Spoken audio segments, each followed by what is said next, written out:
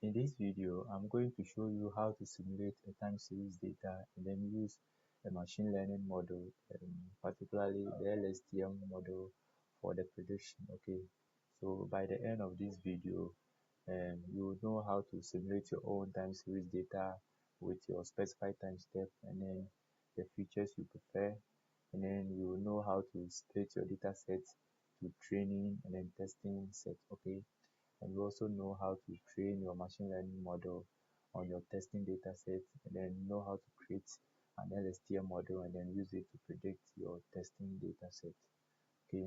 You also know how to plot your training and then validation loss across the epochs and then visualize your actual and predicted values.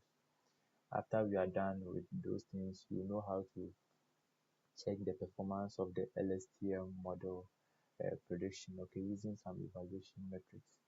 Okay, so if you have not subscribed, please make sure to subscribe, and then let's get right to it.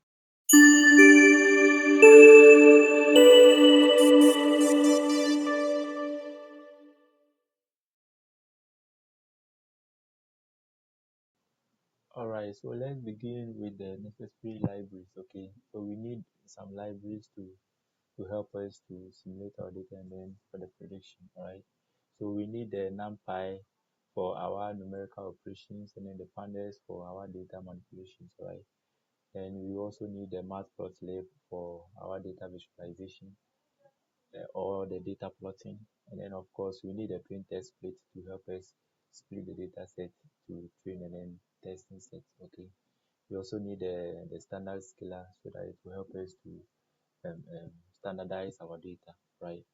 And you also need the evaluation matrices, which is the mean squared error and then the mean absolute error.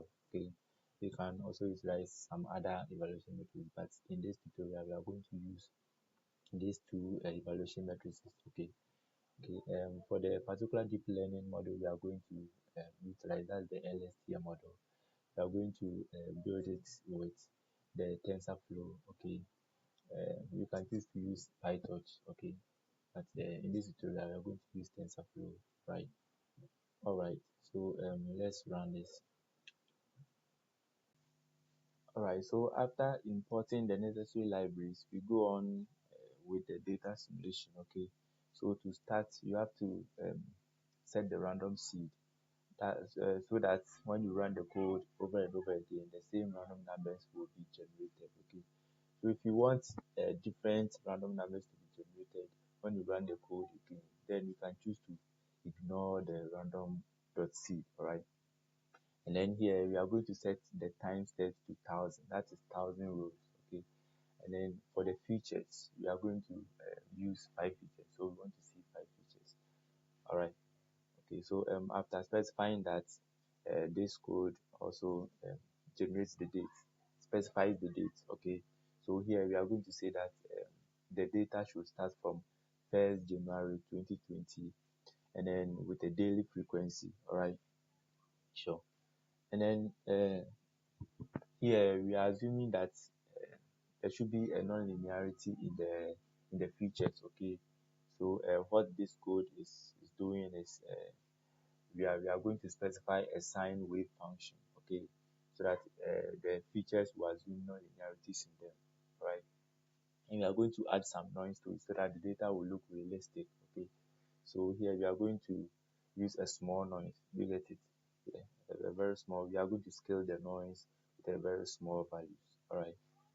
Okay, so after that we have to specify the target variable, and then here we are going to assume a linear combination of the first three features. Okay, you can choose to include all the features, but here we are assuming that the target variable is a linear combination of the first three features, and we are going to add the noise to it so that it will look realistic. Okay, all right.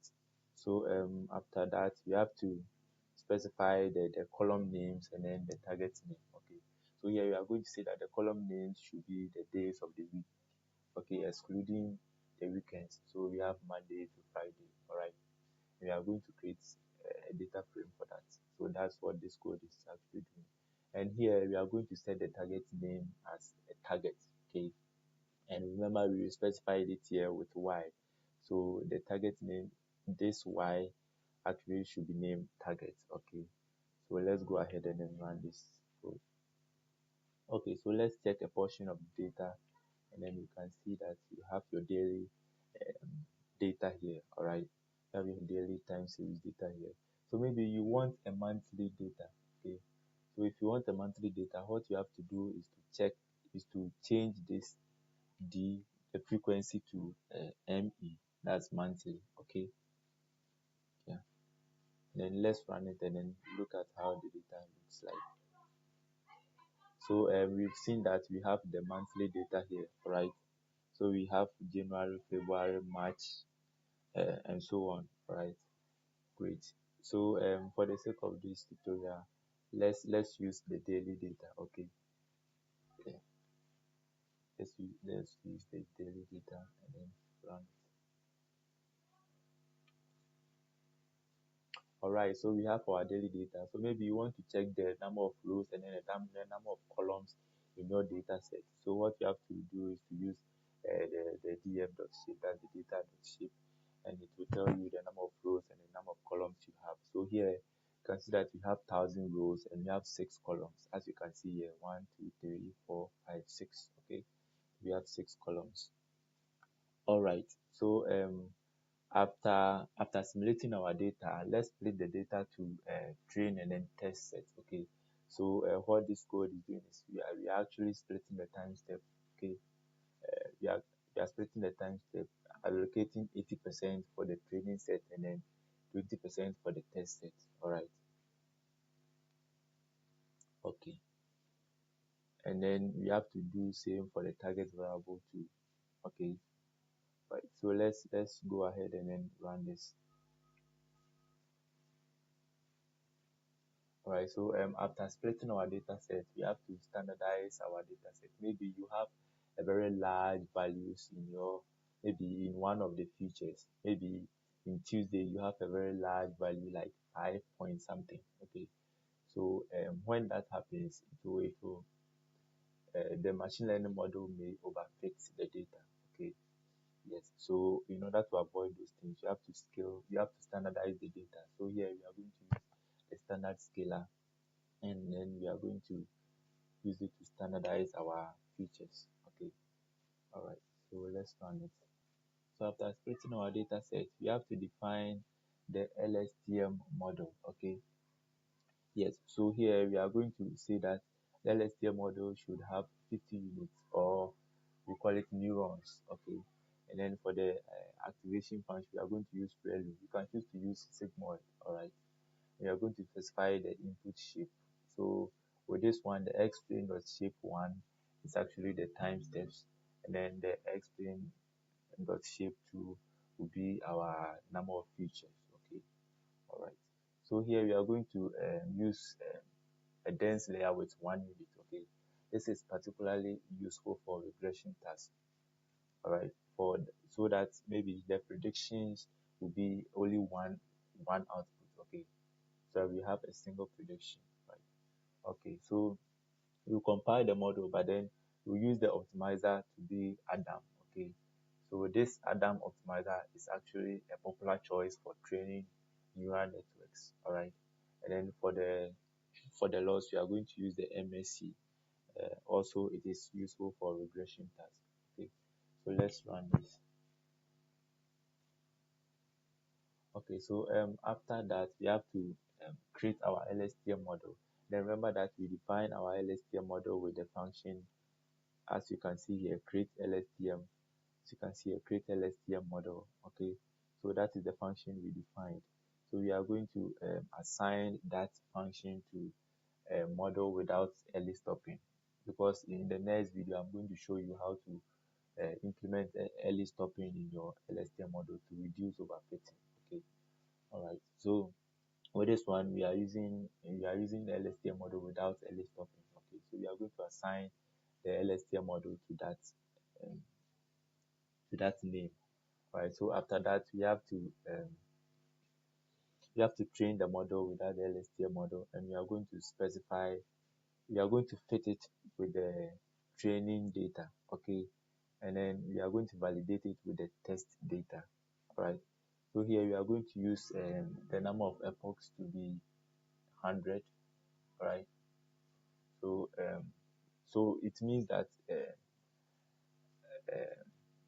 the model will iterate over over the entire training data set 100 times. Okay, so remember that if your epoch is very large, there is a high possibility of overfitting. Okay, unless maybe your model handles the data very well. And then if your epoch is very small too, the model might underfit the data. All right, so you have to be specific with the epochs. You have to be careful with that. And then for the batch size, we are going to use 32. You can choose to use 16.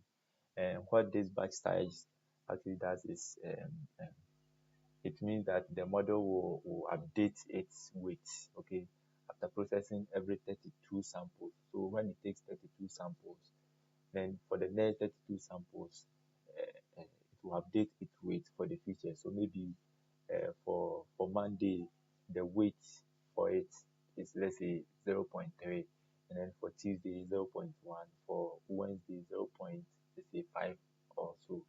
So for every 32 batch, it will update its weight.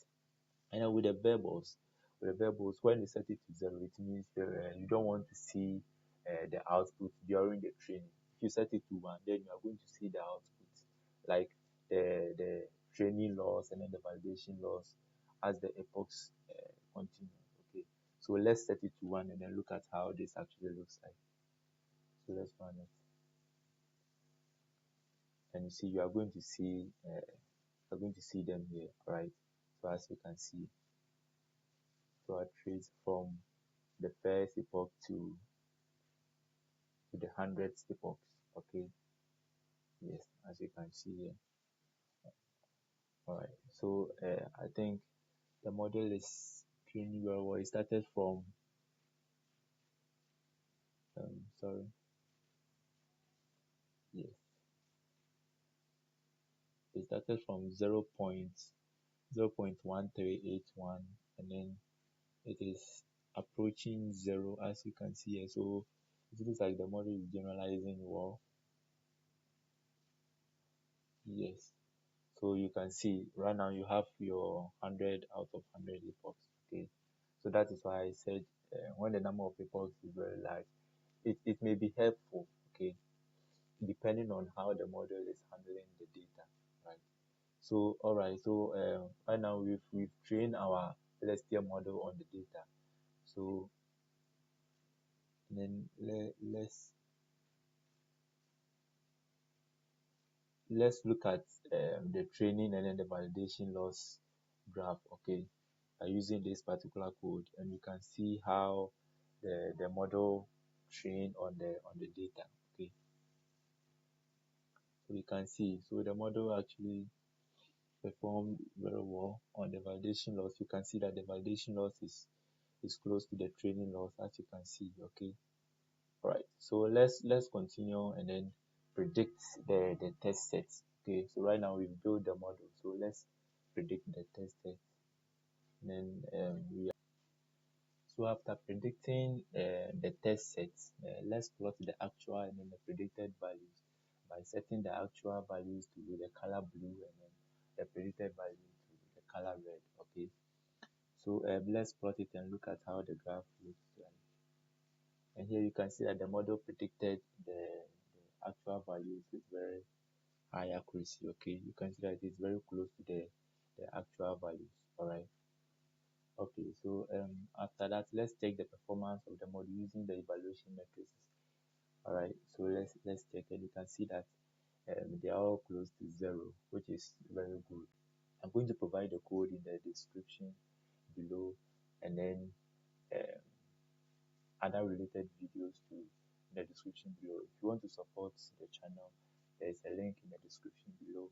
Okay, and then thank you for